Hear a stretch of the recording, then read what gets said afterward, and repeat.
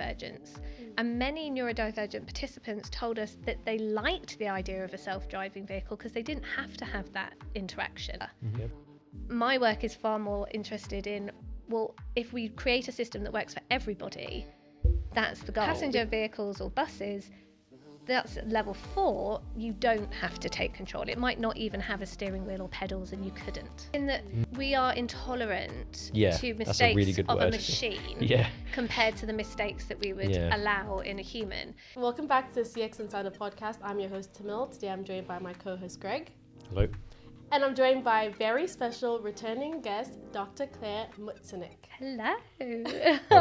Welcome back. Thank you for inviting me back. It obviously went well. Yeah, it did. Last time you were here, you discussed human behaviour and VR technology. So, in the last 2 years, what have you been up to? It feels like so much. In like a 1 minute segment, what have you been up to in the last 2 years? Okay, right. So I've been doing a lot of real world studies. So moving from that kind of academic sort of prototype conceptual theory, what might happen, to really understanding how people interact with automated technologies and using a lot of immersive technology. So I've been doing a lot of VR work, but actually in the field with real users, trying to get lived experience. So we start to understand how people are going to interact with this new kind of technology. I've also started my own business. So I founded Anthrometric to fill a gap really in the field between the technology and regulation and really understanding how real people are going to interact and use automated technology. So, and then I have a little teaser. I don't know if I can reveal. That next year there's some different opportunities to kind of really broaden the sphere of influence by moving into a more institutional level role as professor of practice. Wow. But I can't say where yet. Okay. So watch this space. What's the space? Yeah, as I was saying, connect with you on LinkedIn to find out, right? When you announce it, I'm sure you'll announce on LinkedIn. So yeah, cool. It will be very soon. So it's really exciting role to really bring this type of research between industry and stakeholders and academia and really move that conversation forwards, bringing people in who have those seldom listened to voices and make that really part of this kind of puzzle. Yep. And I'm right by saying the last few years, you've, in terms of autonomous technologies, you've gravitated towards autonomous driving, which is a big part of what you're doing at the moment and what we'll talk about today. Yes. Is that right? So the terminology is we need to talk about. I've probably got it wrong already. Autonomous, automated, self-driving. There's a lot of words being flung around.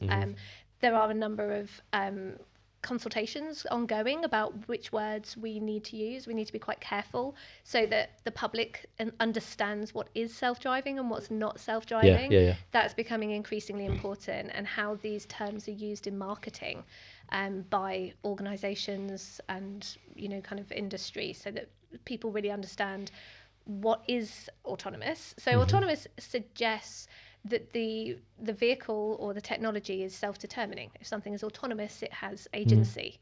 Whereas automated systems exist to help and assist the human. So an automated system in your car is something which assists the human driver, but the human still has a role to play and a responsibility. Whereas if it's a truly autonomous system, you don't need a human there at all.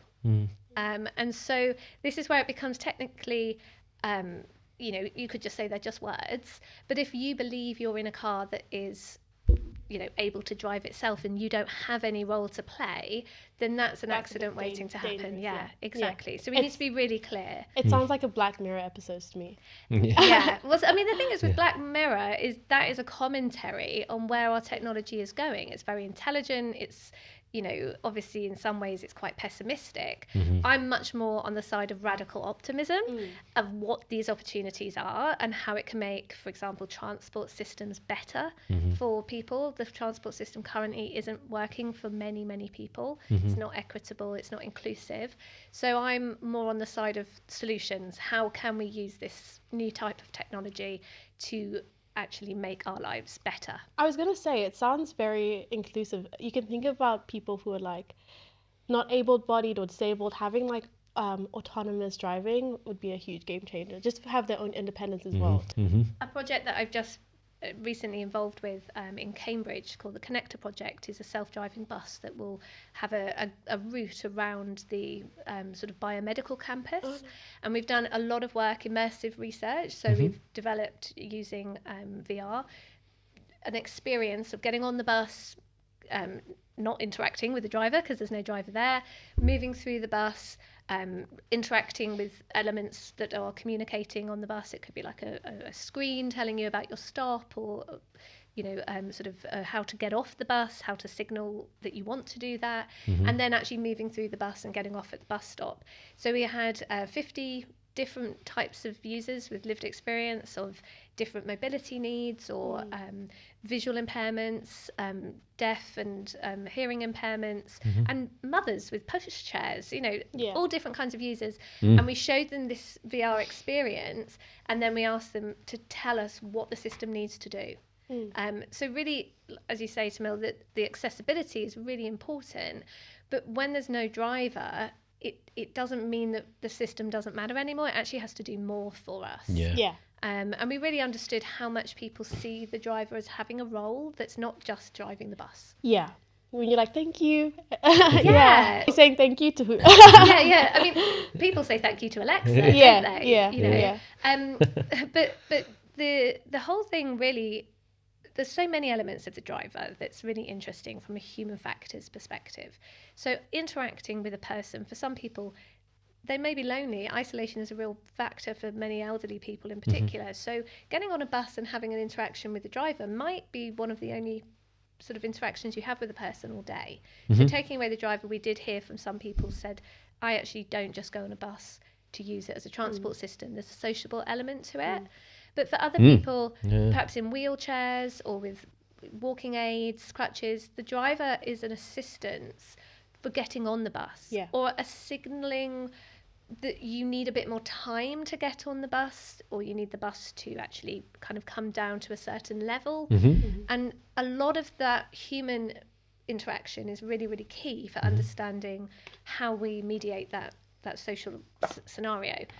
Similarly, on the actual bus itself, where you would put a wheelchair is currently a space that could also be occupied by someone with a buggy.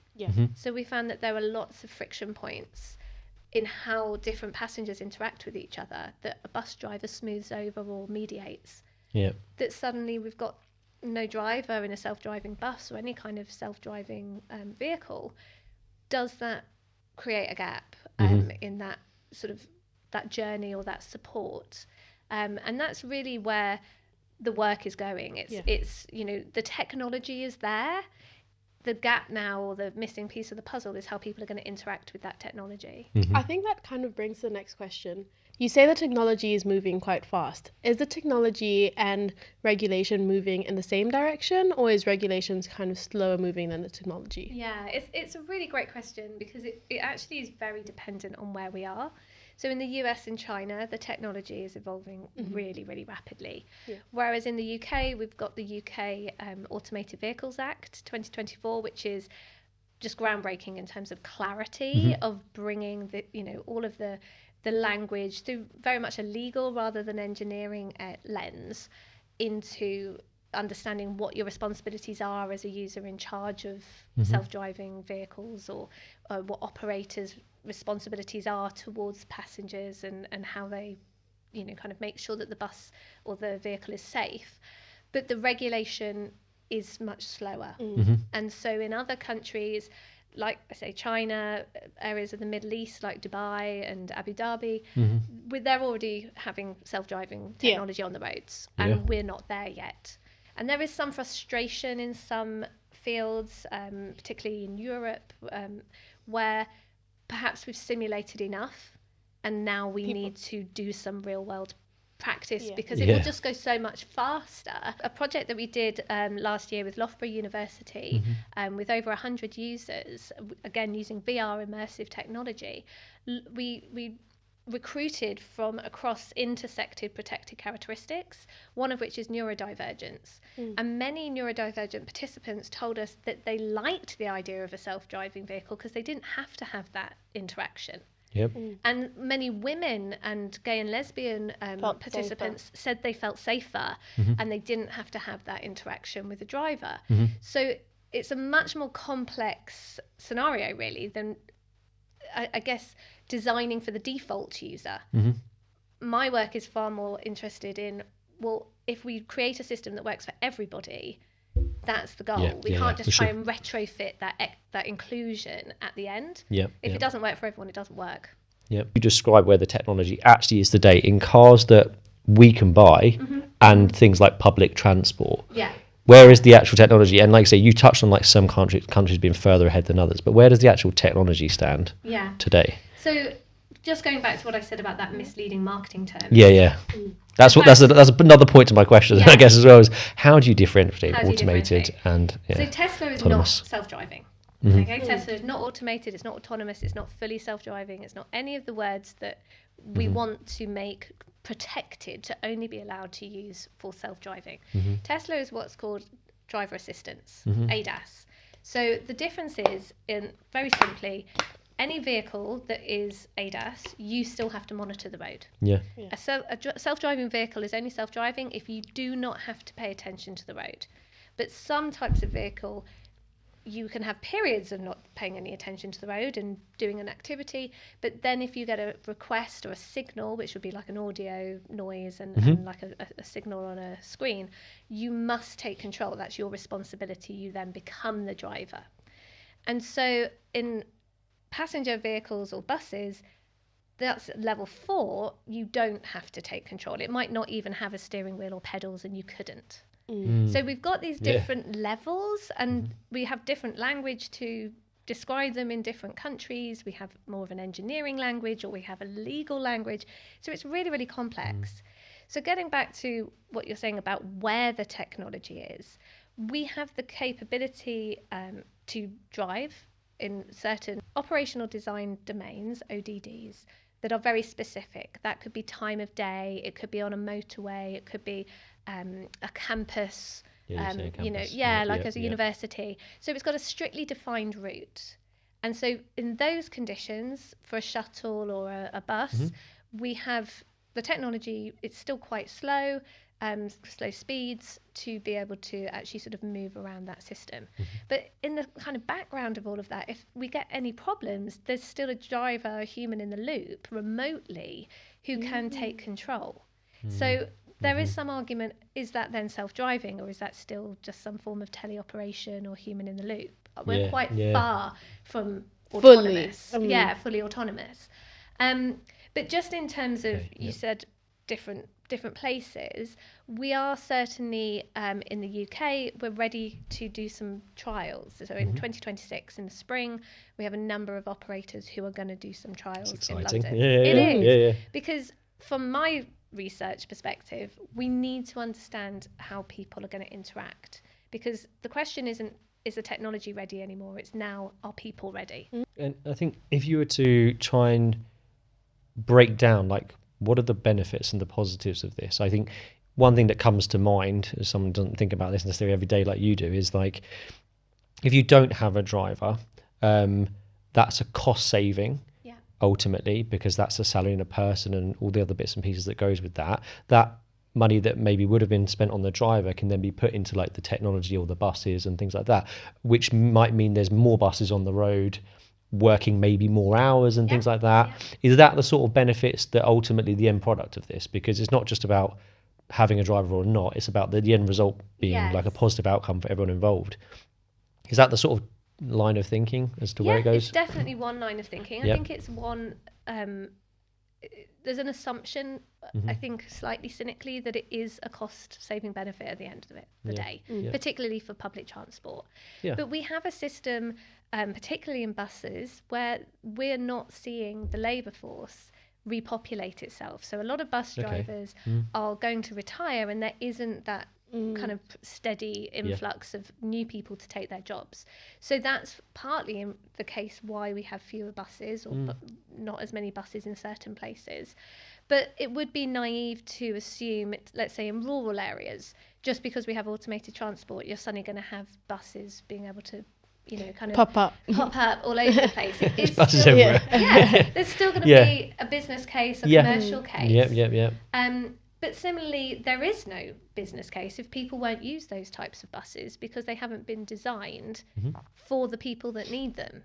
So people who have accessibility issues or mobility issues, all of these different kinds of users, if we haven't actually included them in that sort of human-centered design process, then no one's going to use it, and there is no business case. So the technology will be there, but then there's no users, and for a lot of the time, the messaging is the benefits are for these types of people. But I think from a public attitudes perspective, as you say, there's always the question: is it just for cost? Then there's what's the benefit to me? Yeah. How does this actually work for me? And then everyone has all intersecting protected characteristics. So, I mentioned, gender as being one of mine, but it could be other factors as well. Yep. And that changes as well throughout our lifetime, some of our protected characteristics. I might not have accessibility needs now, but 20, 30 years into the future, I probably will. And so this whole design decisions is not just designing for the now, it's a service that then is actually transformative. That brings on to the next part of the question. So what is embodied AI, and why is it super important to the self-driving cars? Okay, so embodied AI is AI, artificial intelligence, that's interacting with the world in real time. So a chatbot, ChatGPT, a large language model, it makes mistakes. It only knows the next word. It's very much a sort of systematic program. Embodied AI is a type of intelligence that can take novel situations and adapt based on what it previously knows. Very much like how humans learn and interact with the world around them. Okay, yeah. What this means is that in AVs, they need to take in perception information. They need to understand what different agents are doing in the environment around it. That could be pedestrians, it could be other road users, it could be horses, and they need to understand what they're going to do next and be able to make those kinds of predictions with a degree of certainty. Program. The newer types of embodied AI can learn on the fly, so it's an end-to-end network that is self-sufficient. So that's a massive game changer. I heard the other day someone was saying, we're calling this like AI 2.0. It should be like 6.0, 7.0. Because it's just scaled so rapidly. But it doesn't know what it doesn't know. So if you ask me a question, I can answer it, but I can probably say I'm kind of 70% sure I'm right, maybe 80%. I have an awareness and a knowledge of what I don't know. AI frequently just tries to give you an answer. Okay, and so that confidently to say that. Exactly. And I'm like, no, that's not what I was looking for. But and sometimes it's based on programming errors. So a recent accident was a vehicle that hit a pole on the sidewalk in America on the pavement, because the information that it has in its systems is that the poles are always on the pavement, and then they have information that they, like a rule that they will always stop a certain distance away from the pavement. Okay, so therefore you've got a safe system. But in this one instance, this edge case, which we call them, the pole was actually on the outside of the pavement. Okay, yeah. So it just crashed into it. Yeah. This is why embodied AI to me is probably the most crucial component of this whole technology evolution, because, like I say, a human can distinguish between the pole being in one place or another. It's not even a complicated thing for us to work out. We just drive around the pole. And this is the thing, I think, where people, the human factor challenge I've always seen with AI and technology, especially around like driving, is where you see errors being made by technologies, to us as humans are just really obvious blunders, like things we would never do. Like you heard much earlier on when Tesla first came out, and this self-driving etc. was a thing, it would just drive straight into people because it just didn't recognize it was a person. I think it hit someone once with a bike because it didn't realize that was a human with a bike and things like that. It when it makes mistakes, this is the thing I think that drives fear into people. When it makes mistakes, it tends to make really stupid mistakes, and then you put everything into doubt. And that's how we work as humans, because if you saw someone and let's say they said, I'm going to build you a house. And then you saw them sort of like not really know the difference between a hammer and a screwdriver. You think, I don't know if I'm going to let you build your faith.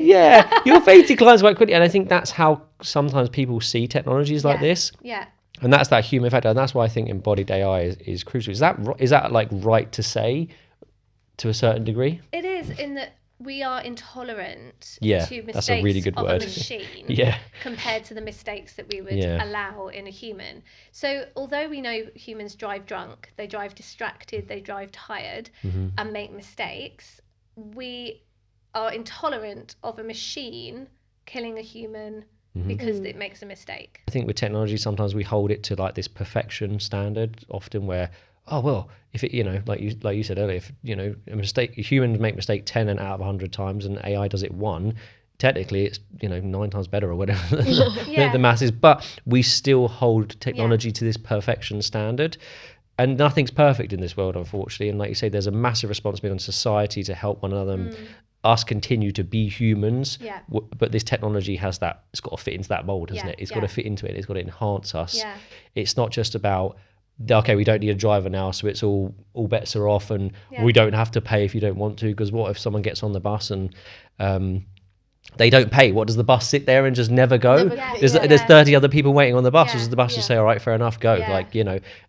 And in their situation, there's so many nuances, but you're right, we have to design the systems where it's factoring in as many people as possible, as many scenarios as possible, and it just generally moves us forward. Maybe the last question I have then is not necessarily to put a time frame on it, because I think time frames are always almost impossible to get right, but what sort of time frame do you think we should be expecting, let's say a self-driving taxi, to be somewhere like London? London's great. What steps do we need to go to before we expect that to happen? So not necessarily, like I say, a time, but how far are we away from that, do you think? So in spring 26 we will have some pilots. So there are a number of different players. It's hopefully with better weather. So steps, doing some kind of meaningful pilots and slow deployments. That will be in very specific areas, that ODD that I talked about. So we need to really understand what that ring fenced area is about, what the characteristics are, and whether that can then be applied to other similar type of kind of locations. Birmingham is another fantastic opportunity for self-driving. There are already projects underway around the NEC, which are investigating, again, a sort of shuttle. This is rather than a taxi. But the next steps in terms of the law and regulation in the UK is really understanding what the safety case is, like what operators of self-driving taxis would need to demonstrate to show that their systems are safe enough, that the provisions they have for all users are appropriate and equitable, and beyond everything, that the vehicle is as safe or safer than a careful and competent human driver. Now that is a metric that at the moment does not have anything underneath it. Who decides, do we base it on what they're called lag metrics, where those are based on accidents, or lead metrics, where there's signals that something was going to go wrong but we stopped it and it didn't? How do you define this line in the sand of a careful and competent human driver? And there is a lot of work going on behind the scenes about what that looks like. I feel like we need to organise another interview after spring and see where we're at.